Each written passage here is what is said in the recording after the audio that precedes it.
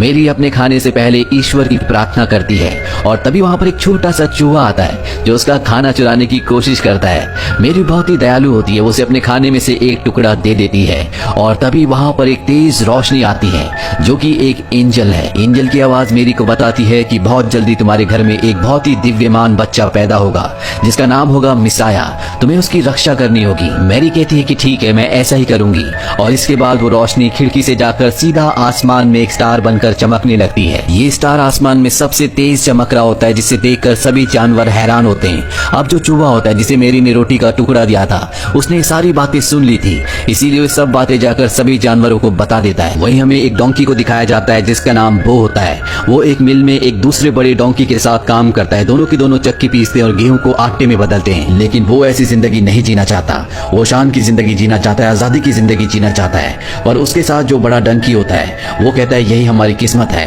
पर जब वो चमकते हुए सितारे को देखता है तो कहता है कि ये सितारा शायद मेरी किस्मत बदलने के लिए आया है। अगली सुबह बो के पास उसका दोस्त कबूतर जिसका नाम डेव होता है वो आता है। वो बो को बताता है कि बहुत जल्दी यहाँ से एक शाही सवारी गुजरने वाली है। ये सुनकर वो बहुत एक्साइटेड हो जाता है और अपने पिता से कहता है कि मैं भी शाही सवारी में एक दिन सवार होकर आपका नाम रोशन करूंगा, लेकिन उसे सबसे पहले अपने आप को यहाँ से आजाद करवाना होगा। वो किसी तरह से अपनी रस्सी काट देता है और इससे पहले कि वो यहाँ से निकलता, इस मिल का जो मालिक होता है वो यहाँ पर आ जाता है। वो देखता है कि बो ने अपनी रस्सियां काट दी है, साथ ही उसने चारों तरफ अफरा तफरी मचा रखी है, इसीलिए वो गुस्से में आकर उसे चेन से बांध देता है और अब बो की आंखों के सामने यहाँ से शाही सवारी भी गुजर जाती है। बो का दिल इससे टूट जाता है और इसी तरह से 6 महीने बीत जाते हैं। वो आज भी अपने साथी डोंकी के साथ उसी मिल में काम कर रहा होता है, लेकिन उसका एक ही सपना होता है कि वो शाही सवारी में शामिल होकर एक दिन सबको अपनी पहचान, अपनी इंपॉर्टेंस का एहसास कराए। दिन रात उसकी आंखों में यही सपना होता है, इसीलिए उसके साथ जो बड़ा डोंकी होता है उसे उस पर दया आ जाती है और वो बो के साथ मिलकर उसे भगाने का एक प्लान बनाता है। वो जानबूझकर अपनी तबीयत खराब होने का बहाना करता है, साथ ही बो को भी जंजीरों से आजाद करवा देता है। और जब इस मिल का मालिक उसे देखने के लिए आता है तो वो उस जगह से भाग जाता है। हालांकि मिल का मालिक उसका पीछा भी करता है, लेकिन वो भागता हुआ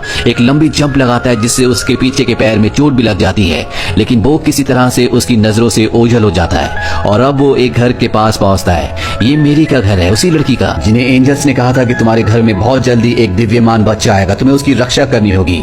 और अब वो मेरी के घर में छुप जाता है। मेरी की अब शादी भी हो चुकी है और उनके जो हस्बैंड है उनका नाम जोसेफ होता है। वो जो मेरी के घर में छुप रहा होता है मेरी उसे देख लेती है। वो देखती है कि बो के पैर पर चोट लगी है। मेरी का दिल बहुत ही दयावान होता है, वो उसके पैर पर कपड़ा बांध देती है। और जब मेरी के हस्बैंड जोसेफ यहाँ पर आते हैं तो वो बो को भगाने की कोशिश करते हैं, पर मेरी उन्हें कहती है कि शायद इसे हमारी जरूरत है, हमें इसे अपने पास रख लेना चाहिए। मेरी का ऐसा व्यवहार देखकर बो को बहुत अच्छा लगता है, वो मेरी को पसंद करने लगता है। वही मेरी अपने हस्बैंड जोसेफ को बताती है कि कैसे एंजल उनके सामने आई थी और उन्हें एक भविष्यवाणी के बारे में बताया था जिसमें उनके घर में एक बहुत ही दिव्यमान बच्चा पैदा होगा जो इस पूरी दुनिया की रक्षा करेगा, वो सब कुछ बदल कर रख देगा।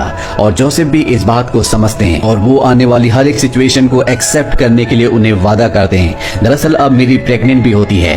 वही हमें बो को दिखाया जाता है जो शाही सवारी में शामिल होने के लिए यहाँ से निकलना चाहता है, पर तभी उसका दोस्त कबूतर जिसका नाम देव है वो आता और उसे बताता है कि बाहर तुम्हारा मालिक तुम्हें ढूंढ रहा है, अगर तुम गए तो तुम्हें पकड़ लेगा, जब तक तुम्हारा पैर ठीक नहीं हो जाता तुम्हें यहीं पर रहना चाहिए। वो भी देव की बात मान लेता है। वही हमें 3 वाइज मैन को दिखाया जाता है जो अपने कैमल में इसी राज्य में आते हैं जहाँ पर मेरी रहती है। ये तीनों के तीनों राजा के पास जाते हैं। इनके पास बहुत ही बेशकीमती गिफ्ट्स होते हैं। राजा को लगता है कि ये गिफ्ट्स उनके लिए लाए गए हैं, पर ये तीनों वाइज मैन बताते हैं कि ये आपके लिए नहीं बल्कि उस दिव्यमान बच्चे के लिए हैं जो आने वाले वक्त में पूरी दुनिया में राज करेगा। ये सुनकर राजा को बिल्कुल भी अच्छा नहीं लगता। राजा इन तीनों से कहता है कि तुम जा सकते हो और इसके बाद वो अपने एक सिपाही को बुलाता है जो कि बहुत ही खतरनाक होता है और उसके पास 2 खतरनाक डॉग्स भी होते हैं। राजा उसे आदेश देता है कि जाओ और उस दिव्यमान बच्चे को ढूंढो और खत्म कर दो ताकि कोई भी इस दुनिया पर मेरे अलावा राज ना कर पाए। अब वो सिपाही अपने दोनों खतरनाक डॉग्स को लेकर यहाँ से निकल जाता है और उसके डॉग्स को वो रैट मिल जाता है जिसने सबसे पहले इस भविष्यवाणी को सुना था। डॉग्स उससे पूछते हैं और रैट डर से उन्हें सब कुछ बता देता है, साथ ही वो मेरी का पता भी बता देता है। वही मेरी और जोसेफ को दिखाया जाता है जो अब बैथलेहम जाने की तैयारी कर रहे होते हैं जो इस शहर से बहुत दूर है।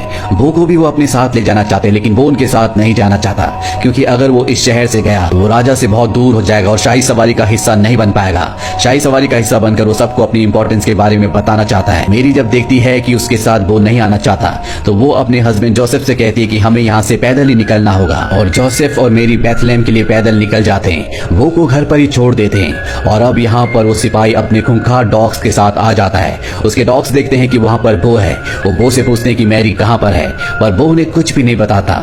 डॉग्स उसके पैर पे बंधे हुए दुपट्टे को देख लेते हैं जो कि मैरी का होता है और वो उसे स्मेल करते हैं, जिसके बाद उन्हें पता चल जाता है कि मैरी किस तरफ गई है और अब वो मैरी का पीछा करते हुए बैथलेहम की तरफ निकल पड़ते हैं। वो अब मैरी को किसी भी कीमत पर बचाना चाहता है क्योंकि वो मैरी से बहुत प्यार करता है, इसीलिए वो भी बैथलेहम की तरफ अपने दोस्त डेव के साथ निकल पड़ता है। डेव देव उसे एक शॉर्टकट रास्ता बताता है जो कि बहुत ही खतरनाक होता है। यहाँ पर बड़ी बड़ी चट्टानें और पहाड़ियां होती है, पर वो मेरी की जान बचाने के लिए उस रास्ते से आगे बढ़ता है जहाँ पर उसे बहुत ही मुसीबतों का सामना करना पड़ता है। यहाँ पर उसकी मुलाकात एक शीप से भी होती है। वो उसे कहती है कि मैंने सुना है कि बहुत जल्दी एक दिव्यमान बच्चा पैदा होने वाला है। मैं उस आसमान में चमकते हुए तेज सितारे का पीछा कर रही हूँ, इसीलिए मैंने अपने झुंड को छोड़ दिया है। इसीलिए मैं भी अब बैथलेहम की तरफ जाना चाहती हूँ जहाँ पर मेरी और उनके हस्बैंड जोसेफ गए हैं। और अब ये सब के सब उस तरफ बढ़ने लगते हैं। यहाँ पर वो शिकारी भी अपने खतरनाक डॉग्स के साथ पहुंच चुका होता है, पर इससे पहले कि मेरी तक पहुंचते वहाँ पर वो और उसके साथी पहुंच जाते हैं। इसीलिए वो उस सिपाही और उसके खतरनाक डॉग से मेरी को बचाने के लिए वहीं पास ही में हो रहे एक मेले में ले जाते हैं। पर अब यहाँ पर वो सिपाही यानी कि हंटर भी पहुंच चुका है जो मेरी को देख लेता है। इसीलिए वो अपने डॉग्स को बांधकर अब मेरी को मारने के लिए आगे बढ़ता है।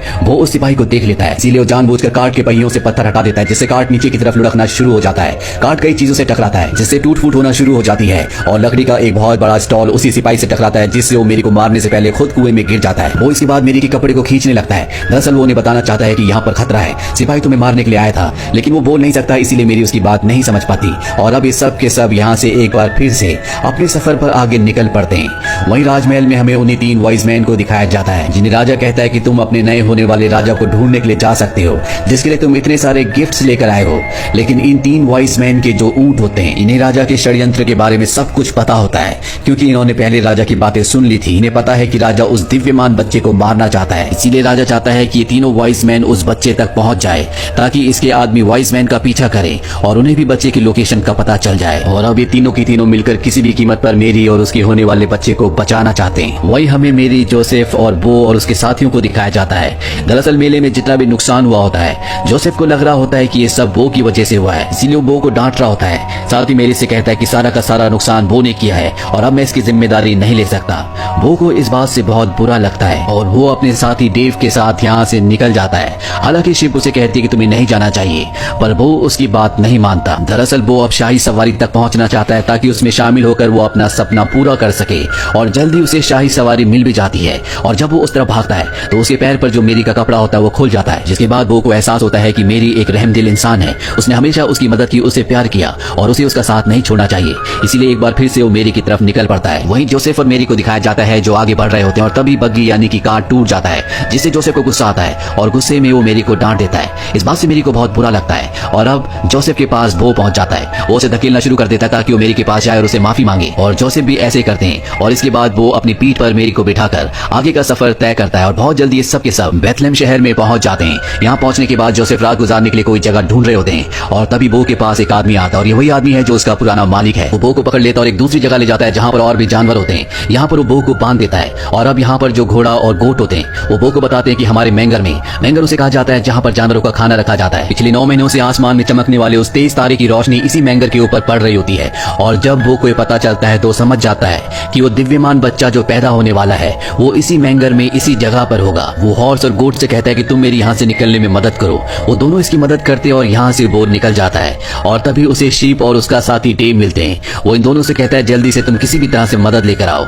मैं मैरी के पास जा रहा हूँ। अब मैरी और उसके बच्चे को मारने के लिए राजा का वो खतरनाक सिपाही, वो हंटर जिसके पास 2 डॉग्स भी हैं, वो भी इस शहर में पहुंच चुका होता है। साथ ही वो तीनों वाइज मैन भी अपने ऊंट के साथ यहाँ पहुंच चुके होते हैं। वो तीनों वाइज मैन अपने ऊंटों को बांधकर खुद उस बच्चे को ढूंढने के लिए शहर में निकल पड़ते हैं। दरअसल इन्हें पहले से पता होता है कि इस दुनिया में कोई दिव्य शक्ति पैदा होने वाली है और वो यहीं बैथलेहम में पैदा होगी। अब वो किसी तरह से मैरी और जोसेफ तक पहुंच जाता है जो अभी भी बाहर होते हैं। दरअसल मेरी की तबीयत अब खराब होना शुरू हो गई है और वो इन दोनों को अपने साथ इशारे से चलने को कहता है। ये दोनों उसके पीछे जाने लगते हैं और अब सिपाही अपने डॉग्स के साथ इन्हें देख लेता है, वो भी इनका पीछा करना शुरू कर देता है। वो मेरी को और जोसेफ को जानवरों के उस बेड़े तक ले आता है जहाँ पर खुद भी अभी कुछ देर पहले वो बंधा था। यहाँ पर सभी जानवरों ने पूरी तरह से जगह को साफ कर दिया होता है। वहीं अब शीप को दिखाया जाता है जो अपने झुंड तक पहुंच जाती है और वो उन सबको मदद करने के लिए कहती है, लेकिन कोई भी उसकी बात नहीं सुनता।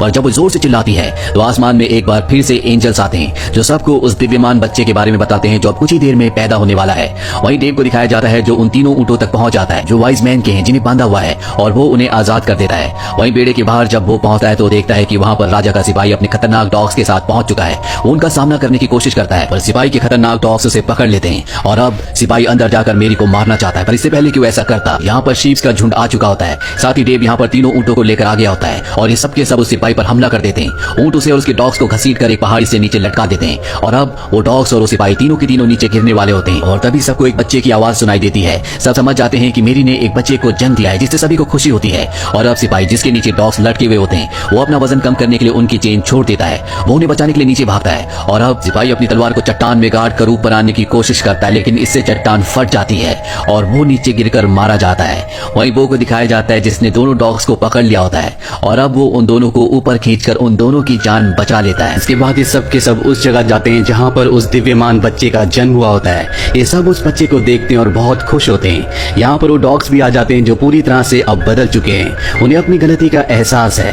और ये जो बच्चे का जन्म हुआ होता है ये और कोई नहीं बल्कि जीसस क्राइस्ट होते हैं। अब यहाँ पर वो वाइज मैन भी आ जाते हैं जो जीसस क्राइस्ट के लिए गिफ्ट्स लेकर आए होते हैं। वो गिफ्ट्स जीसस क्राइस्ट को दे देते हैं। यहाँ पर इनके जो 3 ऊंट होते हैं उनमें से जो फीमेल ऊंट होती है वो कहती है कि इस पल को दुनिया हमेशा याद रखेगी।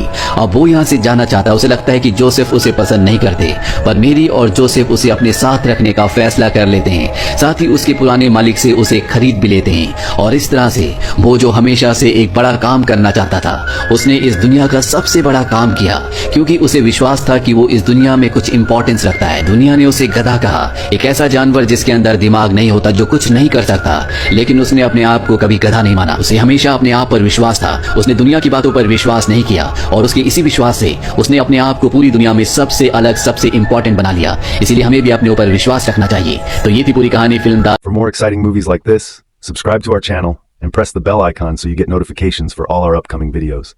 Also like, share, and comment to let us know how you like this movie. Thank you.